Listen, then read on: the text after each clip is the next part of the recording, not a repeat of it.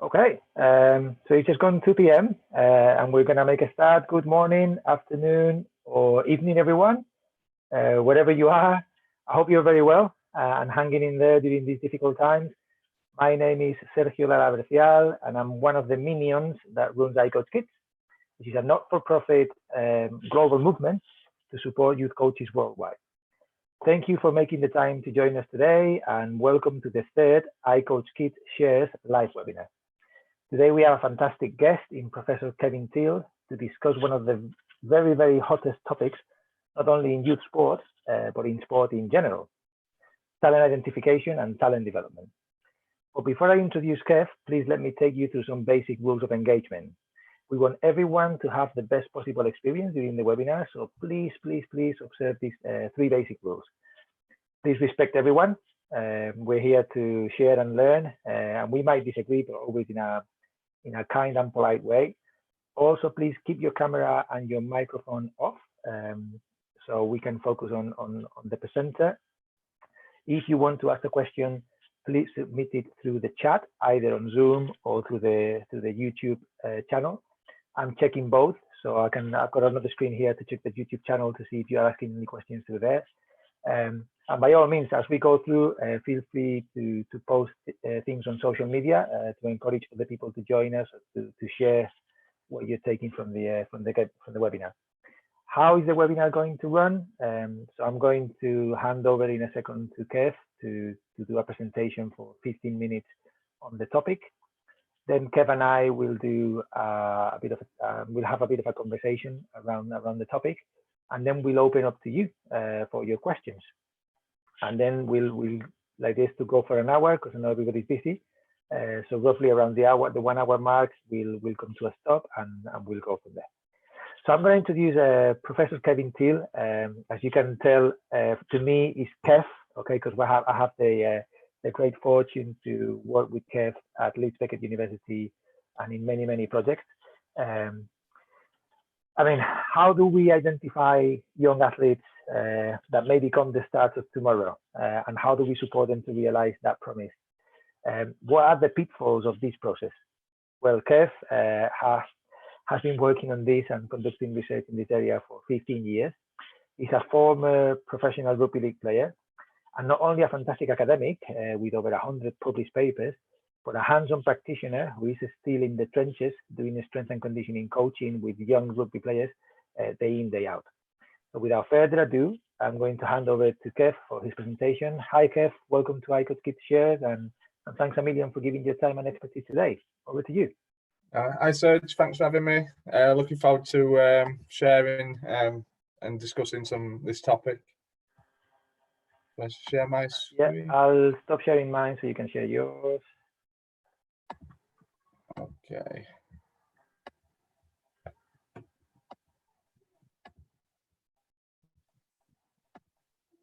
There you are. We got that? Can you see that? Yeah. Okay. Thanks, Sergio. Thanks for the introduction. Good afternoon, everybody. Hope you are all well in these current times, as Sergio said.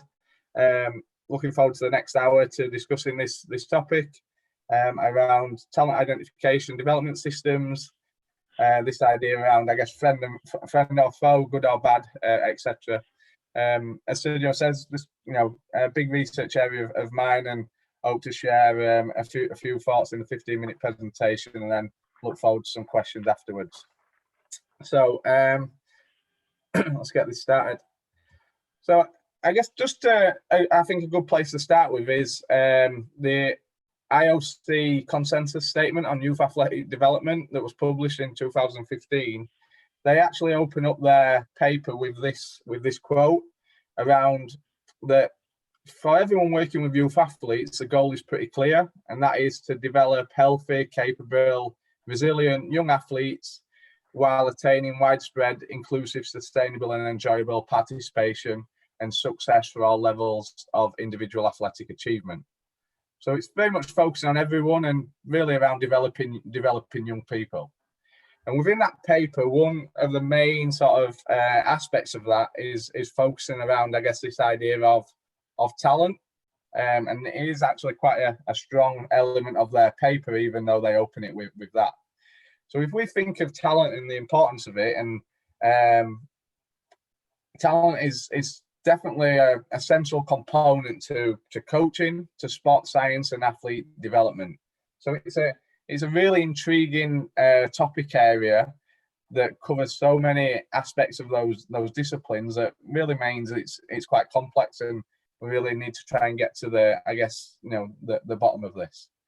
And I guess one of the interesting things around talent and understanding talent is that really sort of everyone's got an opinion on this, and whether that is top level managers in their respective roles, such as Gareth Southgate as the England manager, or whether that is just somebody in front of the TV watching a game, everyone's got an opinion on what is talent, okay? And that may be somebody down at the park watching a game of football or rugby down there.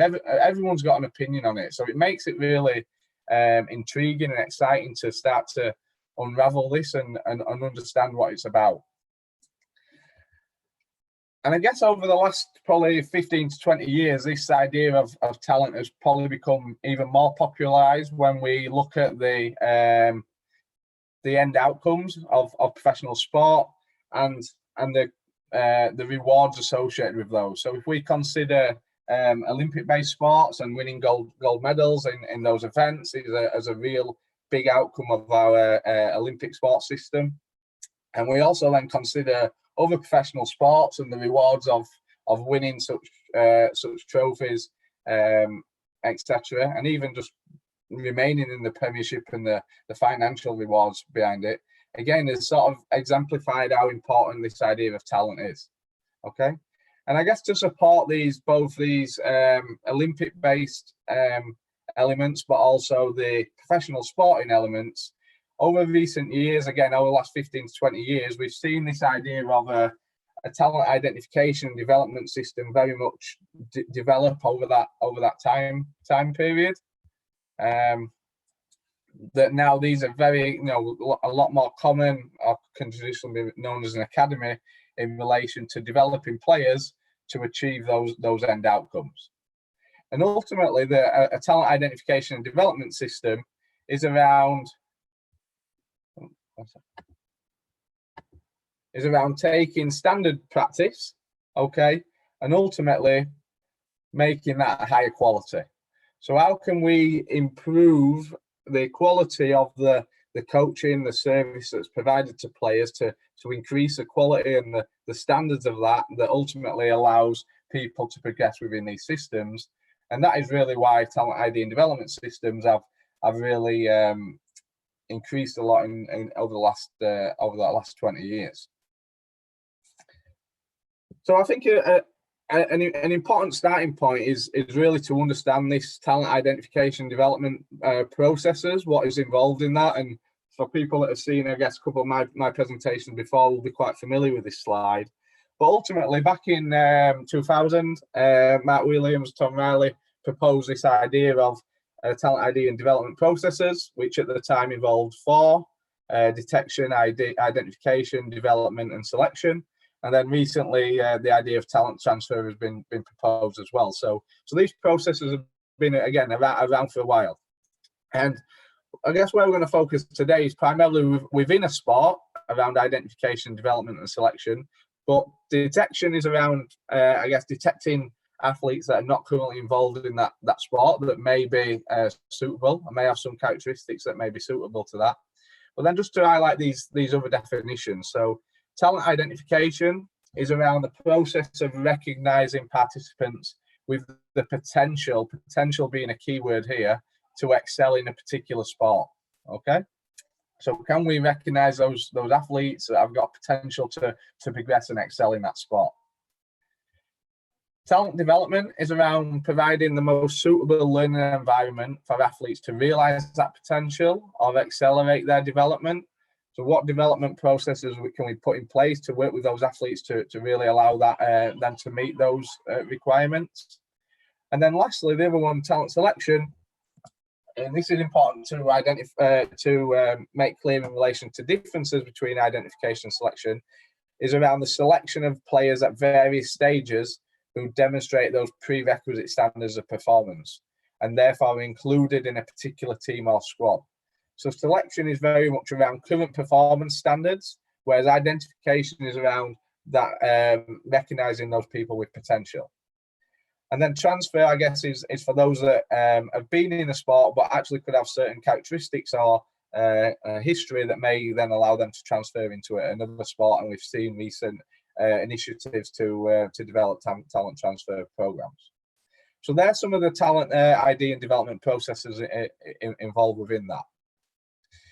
Again, if we then look at this within a system, okay, we're quite common within sport that this talent ID and development occurs in a sort of pyramidal system where we start with a normative population, okay, normally a community-based sport, and then players are identified from that population. It's selected into the next level or a higher level, okay? That could be a junior representative team. And what we see is that these selections occur with increasing up the pathway up until the professional or Olympic level. Now, it's not, although it is a pyramidal system, it's not a linear system. And we can see in the figure there that there's lots of arrows coming in and out in relation to non-retention of players, that players withdraw or drop out, athletes may transfer in from other sports. So it's definitely not a linear process. But ultimately, as those stages of development go up the pathway, what we ultimately see is that the number of opportunities or the number of places within that level decreases. So there's less athletes there, okay? But the support and the provision that's provided within those pathways or programs increases.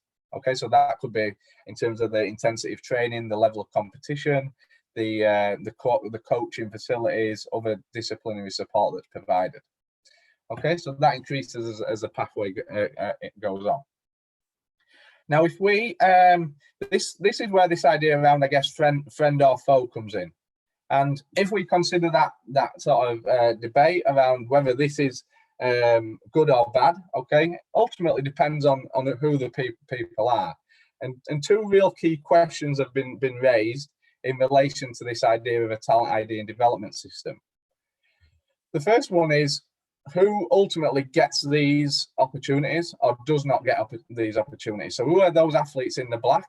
Okay, so for those in the black, it's definitely seen as a friendly system for those, but for them in the white, it could be seen as a detrimental, and they could actually drop out of sport in the long term. So we need to consider who gets these opportunities from a talent identification perspective. And then the second question is around how appropriate and healthy are the development systems for those that get selected. So again, for some, that's going to be a friendly and positive, and for others, that may be a negative experience. But ultimately, there are two sort of key questions from question one from a talent ID perspective, question two from a talent development perspective. So recently, myself and Professor Joe Baker, who I'm sure you're aware of from his work in this space, we wrote a paper that was published in Frontiers, and what we wanted to do was, I guess, propose some of the challenges and some possible solutions to optimizing these talent identification development systems. Now, what we wanted to do within this was there is a range of literature that's highlighted some of the challenges and critiqued some of the research, but there's probably not that much out there that is actually quite relevant to the practitioner. Okay, and we really wanted to summarize some of those literature and our thoughts to really help move this field forward and really progress the field, and ultimately start to create some discussion and debate around some of the challenges that are seen, and ultimately how we can help more people overcome those. So within the paper, we very much wrote this from both a practical perspective and a research and science perspective. So the paper is for ultimately everybody. It's for practitioners working in the field, but also for researchers in this space. And as sort of Sergio introduced me, I'm quite I've got strong opinions on this and how we work, because ultimately for me, whatever side of this sort of continuum you fall on, we are working towards the same goal. And if we go back to that goal, about that clear goal from the IOC, it's around really developing youth athletes to be successful in sport, whatever their level. So there's definitely work that we need to do in relation to sort of bridging that gap between research and practice, or science and practice, and how we can ultimately do that. And that is what we tried to do within the paper. And we also tried to do that by, I guess, providing recommendations and challenges and solutions across, I guess, the micro level of sporting systems, from the coach, the scout, the athlete, to club-based, the meso level, to the macro in terms of governing bodies. So we did try and cover quite a lot of space. And for those that have read the paper, there is probably quite a lot in there, which is very difficult for me to go through in 15 minutes. But I'm going to try and explain some of the thinking behind that over the next 5 to 10 minutes.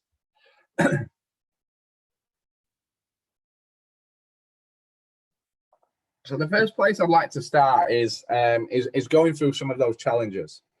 So on the left, you can see that we've got ultimately the ages that of sport from 7 years old through to senior athletes. Okay. And obviously the first stage of that process is from a talent identification perspective. So we know that various sports have different timings when their talent identification occurs. So some sports may identify athletes as young as 6 or 7, where some sporting systems will identify players much later, around 16 to 18 years of age. Excuse me. But ultimately, there's some challenges and issues around this idea of talent identification here. And the first one is that, are we clear on what is talent? Okay. And ultimately, what does talent look like? And again, this is where these ideas between the practitioner and the researcher is quite important, because ultimately both can lead to misconceptions here. So our practitioners got a clear idea what is meant by the definition talent. Okay, that it's looking to provide opportunity in the future, and is dynamic and emergenic. Okay, and is non-linear. But also research doesn't necessarily help, because of a lot of methodologies that are implemented in practice are cross-sectional. Okay, and ultimately only measuring current performance. Okay, so this idea around performance potential is quite key. And again, this figure is becoming more popular, that was developed by Joe Baker, in relation to that from an identification perspective, we need to consider both potential of an athlete and performance of an athlete to therefore be able to make an accurate decision. Okay, so this is definitely the first challenge in relation to research and practice around understanding what is talent. Secondly, what we need to do is to be able to understand the output. So what I mean by the output is, what are we aiming to develop, identify and develop players for? Okay, and this is where we need to have a clear understanding of sports performance. Okay, so what are the demands of the sport? What do successful athletes look like? Sorry. And again, this is a challenge. There's emerging research that's starting to look at sports performance and the demands of sport in detail. Okay, but ultimately, if we identify somebody at 11 years of age, and identification occurs there, their potential to be that senior player is probably at least 8 years away, if not 10 or more years away. So this idea around understanding sports performance is important. Okay, but we also need to start to think around, what does the future of that sport look like? And this is where we sometimes need a bit of a crystal ball to be able to understand what future sports looks like in 10, 12, 15 years. Okay, so we need to understand current sporting performance, but we also need to understand the future sporting performance. And we could ultimately potentially get around this by having clearer performance models, while also coaches and practitioners within sport being really the drivers of creating the future. And Sergio has a nice paper on some ideas around that in relation to serial winning coaches and how they drive and create the future of the sport. So the third challenge then is that we also need to understand the input. And what I mean by the input is, how do we understand children and young people? So what are children and adolescents like? How do they develop? How do they differ? And what impacts upon this development? Okay. And what I mean by this is, I guess, in relation to, I guess, a biopsychosocial development perspective of children and young people. So if we're making an identification at 8 years of age, what is an 8-year-old like from a biopsychosocial perspective? And what are the variations that can occur from players to players that impacts upon those decisions? If we take an example around 13, 14 years of age in male athletes, then we know from a biological perspective that maturation is a key indicator, key element there that impacts upon talent identification. Okay, so we need to understand, alongside understanding the output and sport and performance, we also need to understand the input. We need to understand children and young people through pediatric exercise science. Okay, and this is where I guess practitioner education is key in relation to being able to do that, to allow people to make ethical and correct decisions in relation to that talent identification and development. So based upon this understanding of understanding sport and understanding children and young people, that would hopefully allow us to make better informed talent identification decisions and also understanding what is talent. Therefore, making informed decisions using multidisciplinary, objective, subjective information that considers different elements of biopsychosocial development in relation to those people to ultimately, hopefully, make a more informed decision. Okay. And alongside that, we then can start to look at how we can scaffold. So depending on that, the timing of that identification, we can start to look at the talent development system. So how do we plan, scaffold, monitor this journey from a technical, tactical, physical, psychosocial perspective to allow players to develop on those pathways towards that end outcome of developing sport performance? And ultimately, this is very complex.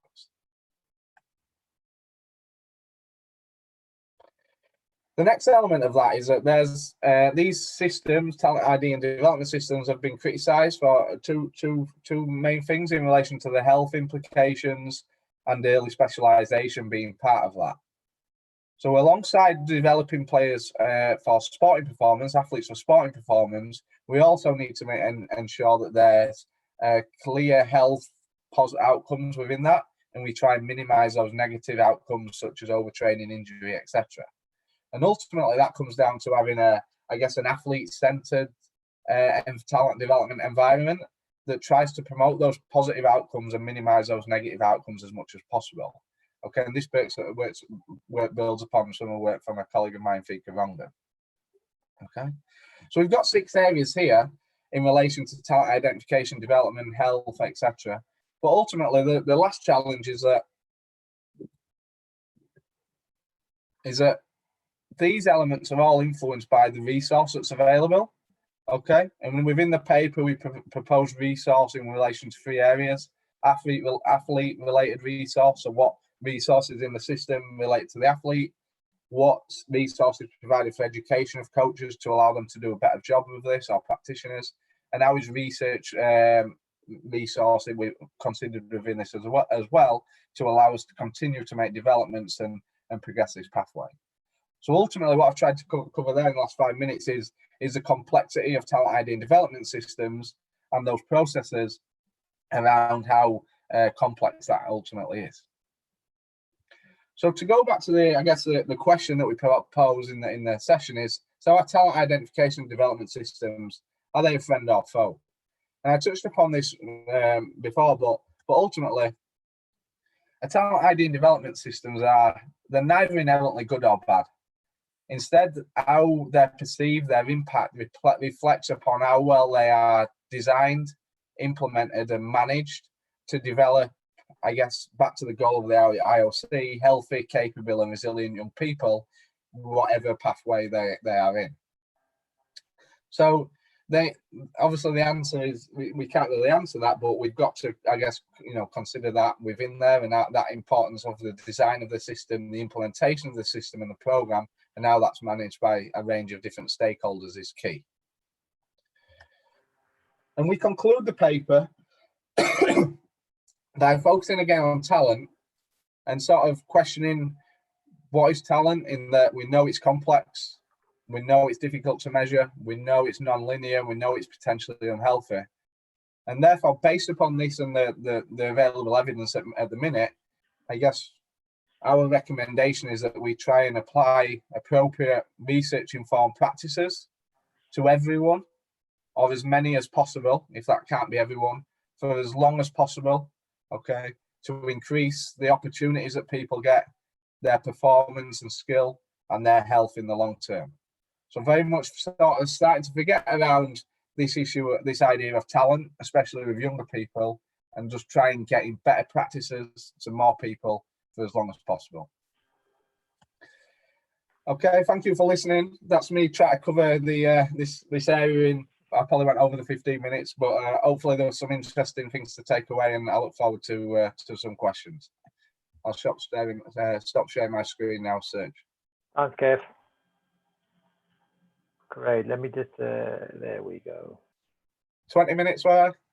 That was perfect, Kev. And you know, I knew I asked you to do something very difficult, really. And as I said to you, I reread your paper this morning with a very fine-tooth comb, really. And there's a lot really in there. So let me pose a couple of questions to you before we open for questions from the audience, okay? Yeah, no problem.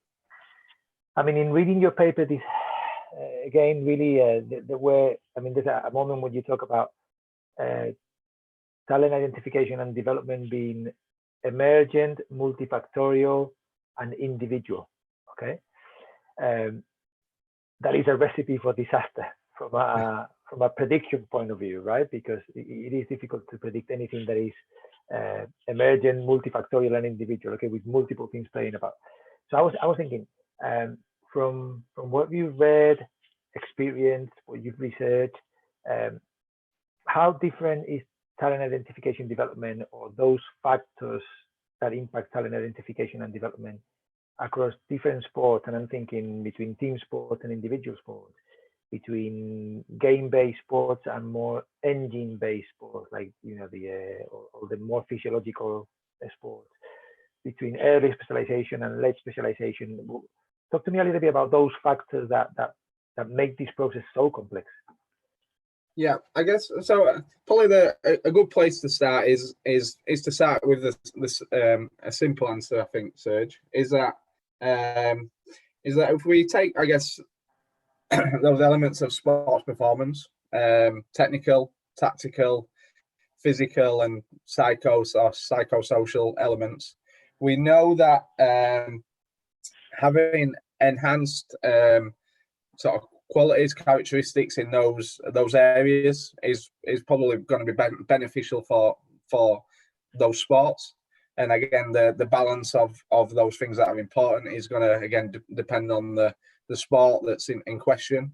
There's a review paper by Tim Rees from the Great British Medalist Project back in 2016 that tries to, I guess, summarize a lot of the work in this space, and ultimately shows that those the characteristics in those areas ultimately have some influence. That's where the poly evidence is quite strong at the minute, even though there's some methodological logical issues. So we can use some things to start to identify, and again, certain sports can probably maybe start to consider which of those characteristics within each of those areas are more important for their sport. But then also what we've got to consider is that over time, based upon growth and maturation, and I guess training, things change. And I guess some of the work that we've done in rugby has shown how variable, this is just mainly based around physical attributes, how variable the change in performances over a 4-year period between individuals. So some individuals who are maybe worse performing at the start are actually the better performing ones at the end. And there's a lot of factors that contribute to that. Like I say, back to growth and maturation alongside, the actual training and development processes they've been through. Okay, so it's really, it is really, we can look at it simply in that we know having some areas is important, but actually the complexity of it, of how now we develop those and develop things simultaneously, is a real challenge. And again, there's not that much research available. Again, I don't know everything, but from a technical, tactical, psychological perspective, most of the research available probably focuses on physical, which is a little bit more easy to quantify as well. Yeah. I don't know if I answered your question there. Sorry. You have, and it's nicely taking me to the next question that I had, really, because, I mean, again, as I was rereading your paper, really, and from what the current debate is around talent development and talent identification, sometimes we tend to focus on the early specialization, or the fact that we're trying to select talent very early, and how difficult or naive that is. But I was thinking, you know, for example, in the NBA, in basketball in the US, they have this draft to go into the NBA, where the best players from college, you know, put themselves forward to be picked by the NBA teams, right? Yeah. And at that point, those players are 21 years of age, so they're physically developed. They've played 3 or 4 years at a very high level in college. The NBA teams have all the data in the world to analyze these players, and they still get the selection wrong a lot of the times. Okay, if you want, the conversion rate from the draft to becoming a good player in the league is relatively low with all the information they have. That just kind of highlights the complexity of the problem. And I was thinking, you know, when we're still making those wrong decisions, really, with all that information at a later stage, what do you think tend to be the misleading factors that end up with us making bad decisions about who's going to be, who has the potential to be a really good player going forward? Yeah. So again, I guess there's probably a couple of points within this argument, within this sort of debate, is that firstly, I guess based on the draft, I don't know the NBA draft as probably as much as the NFL draft, but are they potentially measuring the wrong things? If there's some tests that are involved there which actually don't carry over to performance.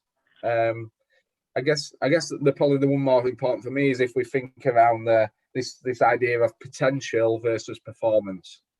Yeah. So if a 21-year-old athlete who has played the sport for 15 years, he may have already reached his peak of his performance, and therefore he could be selected as draft pick number 1, as he's the best performing athlete at that time. But actually, his potential to go on and have a successful career in the NBA may be draft pick number 50. And that's really probably interesting as about how these recruiters, scouts, etc., consider that performance versus potential, which I guess Joe Baker's tried to allude to, and whether they just most of their decisions is based around current performance equals potential, or whether they're factoring that in. But the really difficult part around that is, how do we measure potential? I don't know how we do, like, it's how we do that is really difficult, and some of that is probably down to the coach's eye a little bit, and starting to understand the athletes, and whether within the draft pick they can get to know athletes well enough to make a decision from a psycho-social perspective, whether they've got the ability to learn, whether they're going to fit into the system of the club, whether they're going to be able to work with the different types of coaches and staff that are there.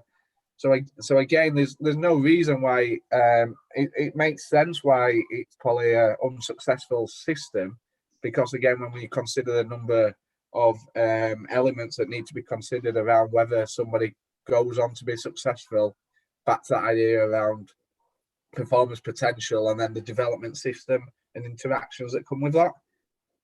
Yeah.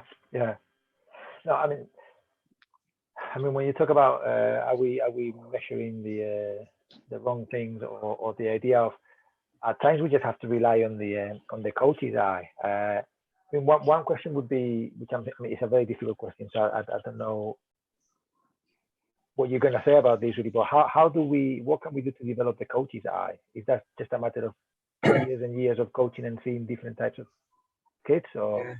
Yeah, I don't know. And again, another one. I think this is where, like, definitely my own journey. So, I guess from a research perspective, I think within research we potentially measure the wrong things sometimes, and don't. And there's not that many studies that actually within talent that take into the coaches' perceptions or opinions. And I'm definitely critical. Critical of my own sort of research within this area, is that we measure something at a certain time and try and allude to whether that's important. And there's been a couple of papers that have come out recently. I think there's one in the paper from Chris Towson that started to ask coaches what they look like.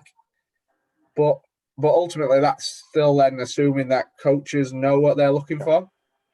So I think it's getting that blend between using objective measures and subjective measures to try and inform those decisions and understanding as much as possible. Yeah. So there needs to be more work, especially from a research perspective, to get coaches' opinions on board, to understand what they're looking for, and then start to educate them, or maybe educate's the wrong word, but work with them to sort of bring out those ideas. So yeah, I mean that makes a lot of sense, really. I mean, and you've mentioned and you talk about this in the paper as well, the idea of having a clear mental model or a performance model of what you're looking for of the sport, and the balance between the sport now and the sport at a later date. I mean, from reading the paper and from talking to you, that's a huge thing, right? To have clarity of what you're looking for. Yeah. Yeah.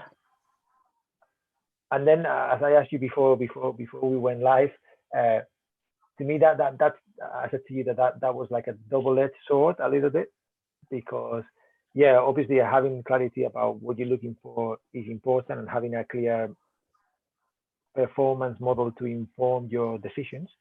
But at the same time, the question that I asked you earlier was, is that model, or the fact that we're looking for something so specific, can that make us, or will that maybe make us miss some kids that don't conform with the model, but actually could be very good players going forward, or good athletes?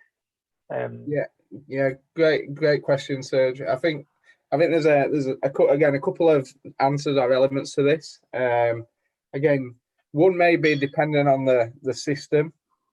So if I'll give an example of the rugby union talent system in the UK, specifically Yorkshire, is a lot of because the Yorkshire Rugby Academy is responsible for the whole of Yorkshire, which is from Middlesbrough to Sheffield, from Scarborough to Halifax. Okay, that's a pretty big area for a small group of coaches to be responsible for making these ID decisions. So ultimately, what they rely on is a sort of network of coaches and stakeholders to provide this. Now, if those other stakeholders haven't got an understanding of potentially what they are recommending players for, and therefore some kind of performance model, that makes that very disjointed and difficult. Yeah. So that's definitely one in relation to the, I guess, performance model, again, dependent on the context and the systems that are in place within some systems. Again, for others, that performance model might be quite well developed and been developed over a number of time with quite coherent members of staff. And I think what you're saying is that actually for sometimes they need to think or work outside of that model, because they may just see something, or there's some elements of performance that don't necessarily meet what the model's saying, but actually could be really important for identifying an athlete into a system or pathway. Yeah, but I think that's where. Sorry, go on. And then I was just going to something else we discussed earlier. I've just lost it now. You go. Yeah, I was going to say. I mean, that I feel really, again, from personal experience, really of coaching, and trying to look for those potential kids really. I think, as you mentioned earlier, the eye of the coach becomes really important at that point, really, where, okay, I've got a very clear model of what I'm looking for in a young basketball player, okay? But at the same time, that model also allows me to see when a player doesn't really conform with that model, but somehow seems to be very effective as well. And that kind of eye of the coach in realizing, actually, there's another way here. And it's not actually probably the way that we've got here on paper, or the way that we traditionally look at this, but there's something special about these kids. So let's be patient and see where that goes. I think that's one of the areas where maybe the eye of the coach, in terms of having clarity, but at the same time being open-minded to go, oh, there's something there. I don't even know what it is right now, but there's something there that we need to be patient with to see where that goes, really. Yeah. And I think that's where I referred in the presentation in the paper. We refer to your paper with serial winning coaches, and how it's about them creating the future. Yep. And they create the sort of that performance model of the future, and we know that performance models, I guess, ever evolving. So actually, coaches being willing to make sometimes some decisions that might seem a bit riskier outside of their model. But ultimately, over time, they're creating the new version of the sport, or the next version of the sport rather than the new version. So I think that's probably where that comes in, and I think your work with those really high level coaches has demonstrated that as a quite important or a vital trait to have as a coach. Absolutely, and I think sometimes actually what we saw from those coaches really is that the coaches were inventing the future, if you want, but actually some of those inventions were based on what they observed some players or athletes being capable of doing, right? So that the future is actually, if you want, designed by the coach or powered by the player. That coach being in tune with what the players are doing and how the players are developing new capabilities. Yeah. Actually harness those capabilities into a new mental model for the game. I think it's a really delicate balance between what we create and what the players invent or develop, and how we are attuned to that, really being sensitive to what the players can do that you perhaps didn't even imagine yourself.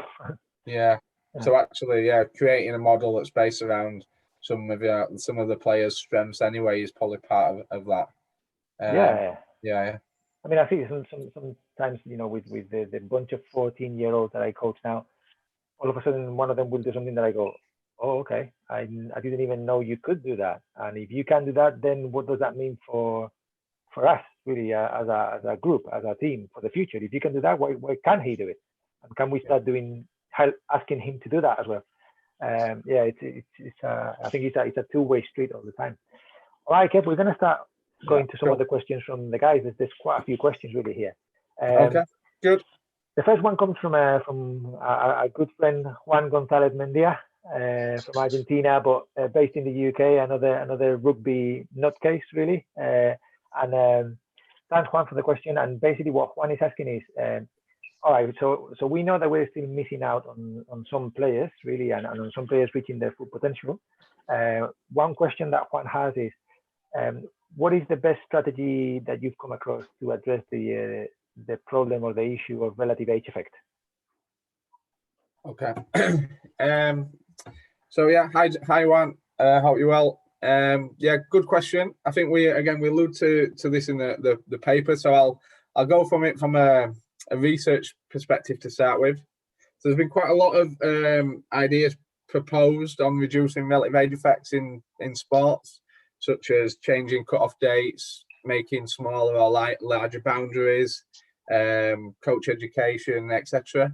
Probably the one that has demonstrated the most effect, although only quite on a small perspective, is actually using shirt numbering as a strategy. Okay, so players were basically put on shirts in the order of their age, and therefore coaches had an understanding of who was the oldest, who was the youngest in the squad. And actually, when some decisions were or selections were made, that actually seemed to reduce it compared with playing without those numbers.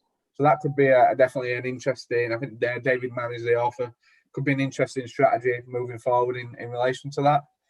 Again, in terms of it, we know relative age effects are still pretty common worldwide in a range of sports. I guess the main one for me is really making coaches coaches aware and educating them on this issue.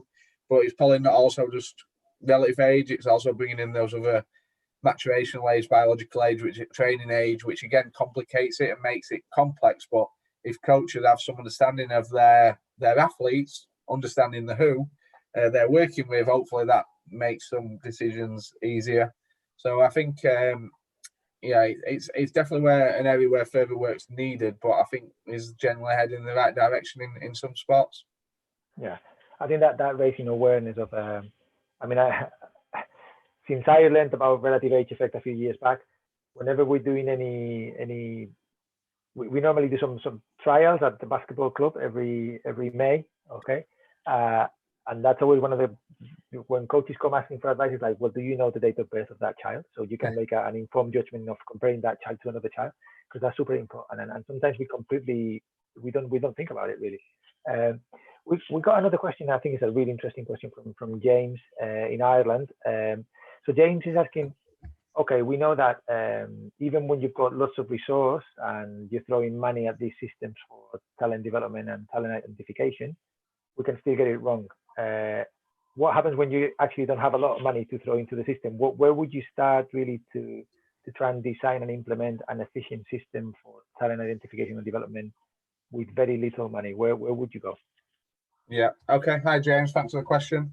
I guess where I'd go is probably my last point, is that ultimately, again, depending on the context and the age, I'd sort of probably forget about the system and try and use that resource as much as possible to upskill and develop coaches, practitioners that are working with as many athletes as possible. So ultimately, what you're trying to do is, instead of the resource potentially supporting a small group of individuals, maybe 15 or 20, depending on the sport, you could potentially be using that resource to hit as many as possible within your sporting system. And ultimately, that comes back down to coach education and making sure coaches are trying to implement talent development based principles within their practice. Again, me and you were chatting about this, Serge, weren't we, in your sort of sport of basketball? And again, that's a problem necessarily you haven't got because of the participation numbers, but I know something that you very much do within your club is take around these best talent development based principles to work with everyone in the club. Exactly, yeah. And really, context is really king here. You have to really know your environment, and one of the things that I really liked about your paper was that you can take a lot of the principles that you talk about and your recommendations really, and try and really, I would say to James, really, look at those principles and see what those may mean in your context. And you might not be able to do all of them, but which ones can you do, to what extent? But yeah, it's tailoring to your context. Yeah. Now, leading on from this a little bit, there's another question from Martin around what kind of models do you feel allow for assessment of players' biopsychosocial attributes, really? And that, before you answer the question, that's interesting because your paper and you were really clear today about that. To identify talent is not just good enough to identify the physical potential, because a lot of the times the make or break might not be the physical, but the psychosocial elements. Okay, so any particular models or metrics that you think work better for doing some of this testing or identification? Yeah, again, that's a good question. Thanks, Martin.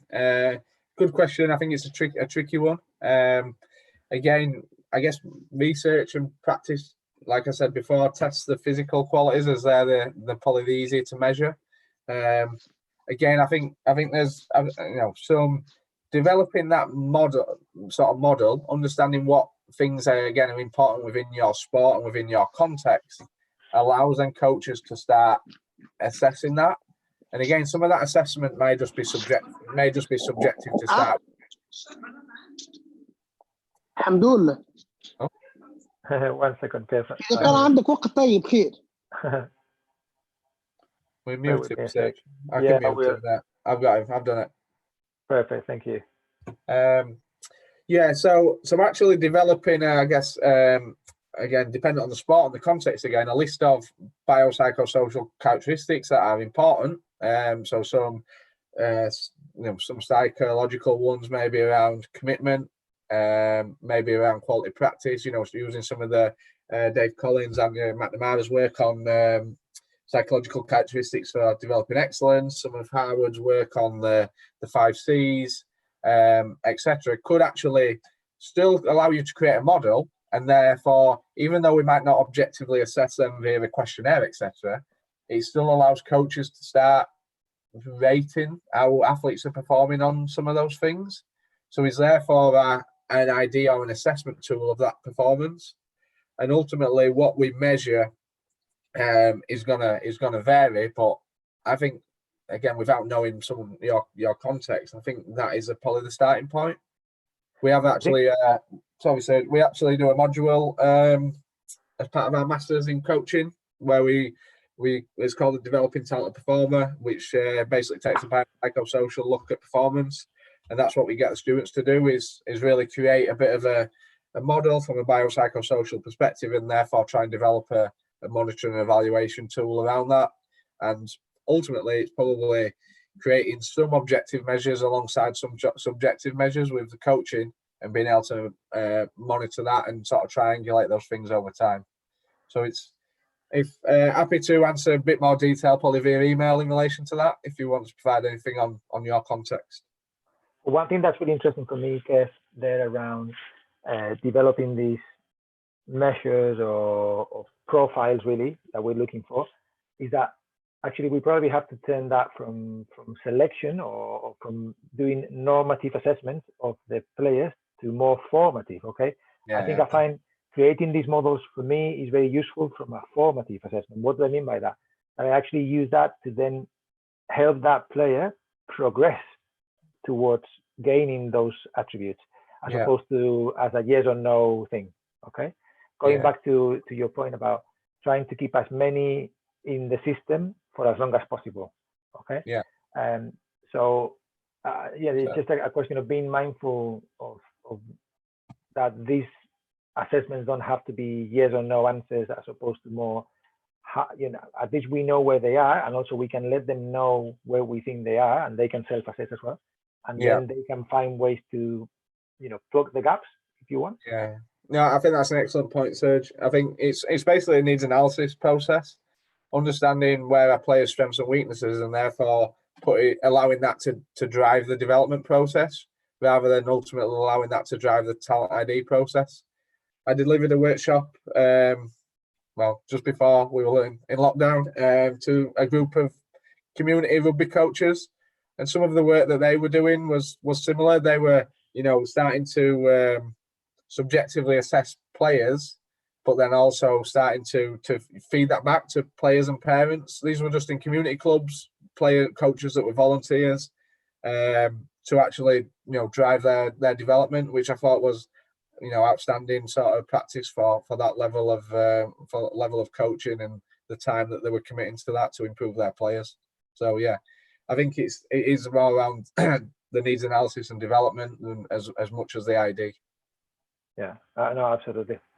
Well, we're going to move on to another a slightly different topic, really. But Simon from Northern Ireland asks a really, really good question around, okay, so knowing what we know about talent identification and development, particularly how difficult it is at an early age, are clubs wasting their resources, investing so heavy in getting these 7, 8, 9-year-olds to play for their clubs?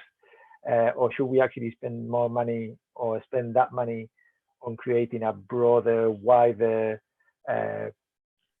program for everybody, and also invest in the education of all the coaches around that system? Hi Simon, thanks for the question. Ultimately I think that's what I probably mean by my last point around making these applying talent development-based principles to as many, or as everyone or as many as possible for as long as possible.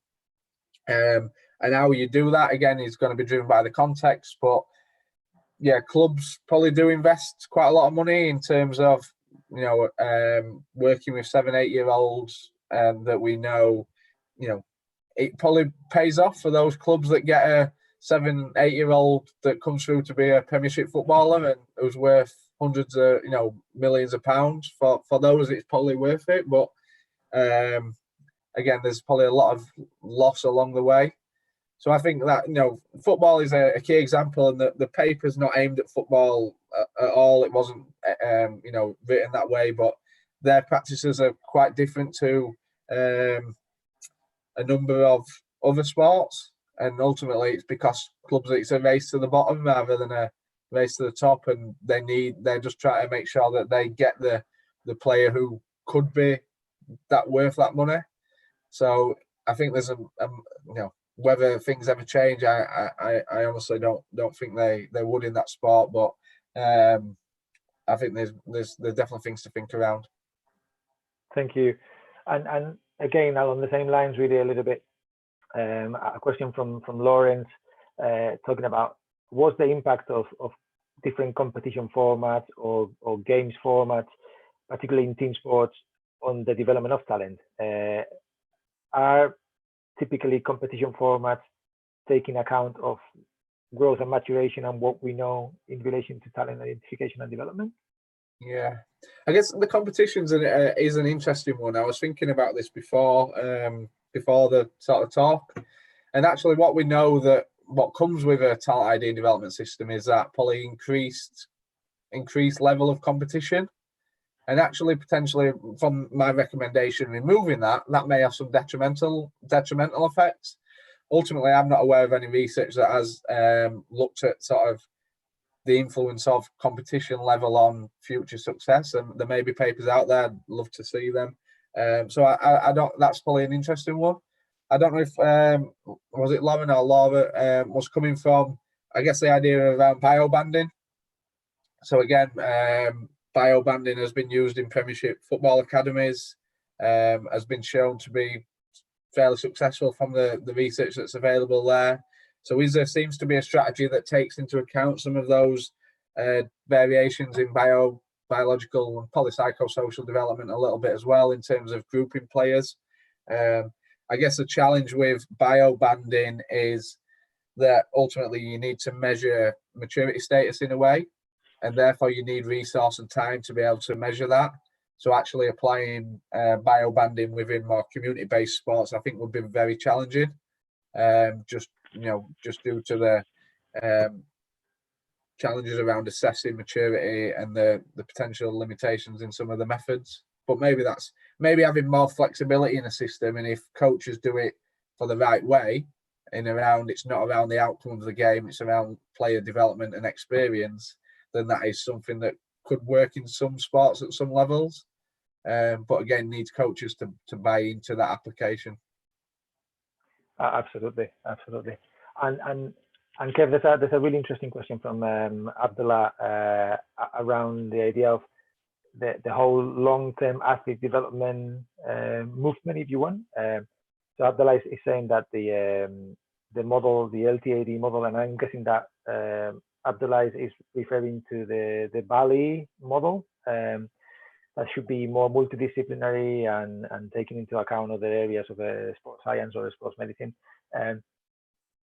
I mean, I don't know if you got any comments specifically about that particular model, but if we go from that model to more the long-term athlete development as a way of looking at player development, not specifically a single model like Eastbank's model, but all the other ideas around taking a long-term approach. Where are we with those models? Are they working? Are they useful? Where are they lacking or lagging? Yeah. So I guess first point is probably just differentiating between long-term athlete development and long-term athletic development. the LTAD model obviously was popularised in the early 2000s and has had some criticism, but for me, some of the principles are still very relevant in terms of providing some guidance. Obviously, Rodri Lloyd, Joey Eisenman, a group of people there really pushing the long-term athletic development work, and this idea around long-term athletic development being for everyone again, which sort of replicates some of the messages and ideas that we presented today. I guess the challenges of that, there's a number of models that are available. I won't go into them now, but there's frameworks, models available. I guess challenge is probably taking some of those ideas and then allow it be having methods for coaches to put that into practice on the ground. And we've recently had a paper published, it's not quite out yet, around, I guess, our Rampage protocol, which is really, I guess, it's a coaching session framework to try and encourage the implementation of those areas, again, physical, psychological, technical and tactical within a session for a range of different ages, sports, contexts. We're hoping that, that is quite useful in applying some of these ideas around long-term athletic development into practice that coaches can therefore use. Because ultimately, some of these frameworks, although they provide guidance, they don't provide the nitty-gritty. Yeah. I've got one question really around, and I think Pablo, one of our colleagues from Argentina, was asking a similar question really around, okay, what happens when we do this talent selection and talent screening? What happens with the ones that don't make the cut? Or how do we? Sorry, that was I activated the Google Assistant just by saying talent. But yeah, what do we do with how do we prepare for that moment when we have to let people go, or how do we prepare those? Should we be offering alternative activities for those people? Should we be preparing them for that moment earlier on? How do we take into account the huge responsibility we have as the people that are making those decisions, really, and the impact that those decisions have on these young people? Is that, I guess, is that from, I guess, from within a system? So someone who's been within a system then released, or somebody who doesn't make it into a system? I guess. That's right. Yeah. Again, I think those, if it's within a system, then the people, the coaches, the academy, the staff have a sort of responsibility in a way to ensure that transition. And look at alternative options, and that might be a transition back to the community game for some sports, maybe rugby, football. So how can they ensure that players are still playing? How can they look at other opportunities? So maybe football academies transitioning players into university, so transitioning them into further education that allows them to still play at a high level. I know some football academies really promote the transition into scholarships in the US now. So I think it's being aware of what are the outcomes at the end of the pathway, and we know that everyone's not going to make it. So being able to provide the best direction for individuals, and that probably just doesn't come at the end of their time.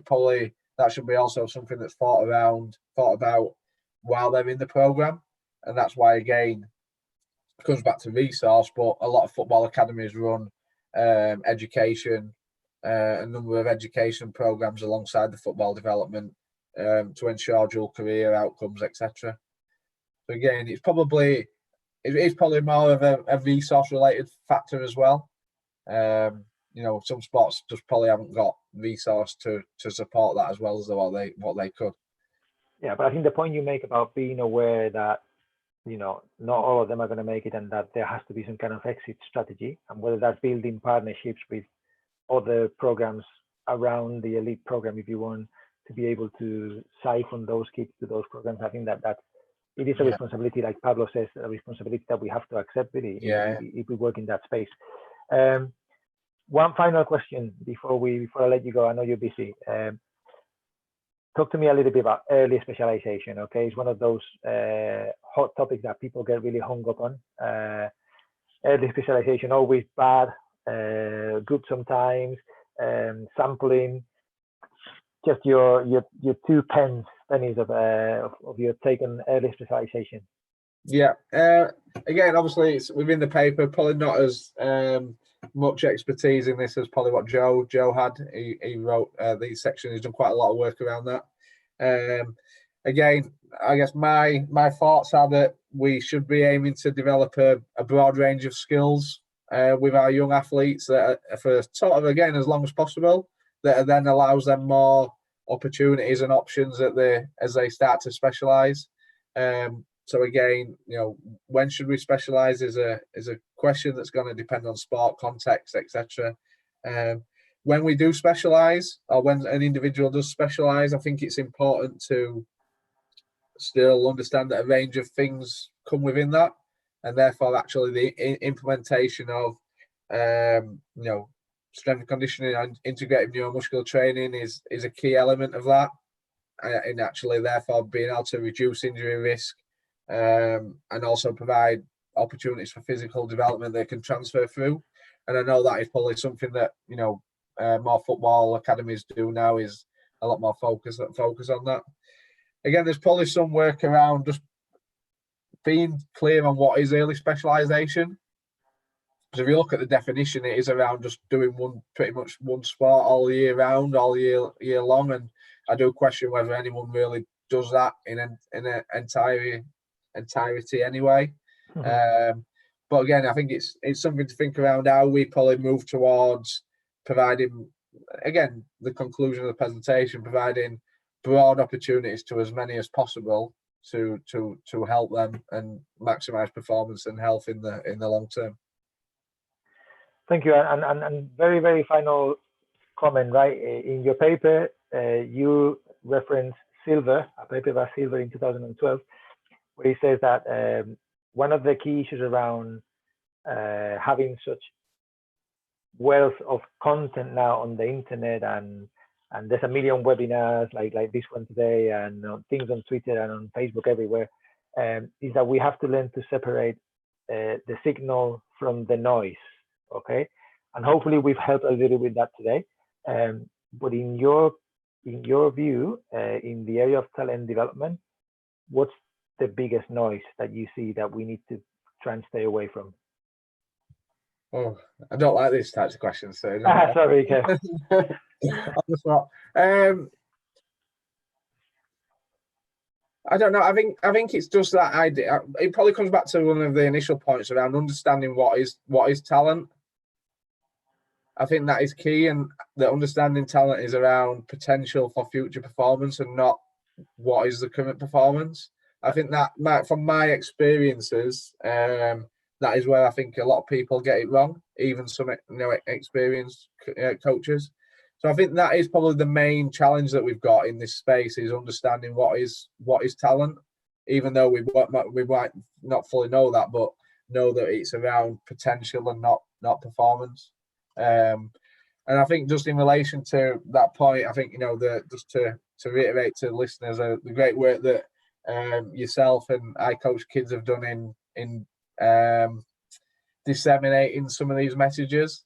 And actually, we talk around coach education, and you're providing some, world-leading information for coaches around the world. So, actually, even for sports governing bodies that are out there, there's already a lot of free content that you've developed and provided. So, I think that's a great starting point for everyone that's listening.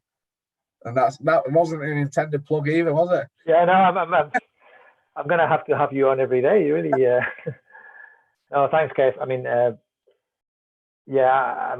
there is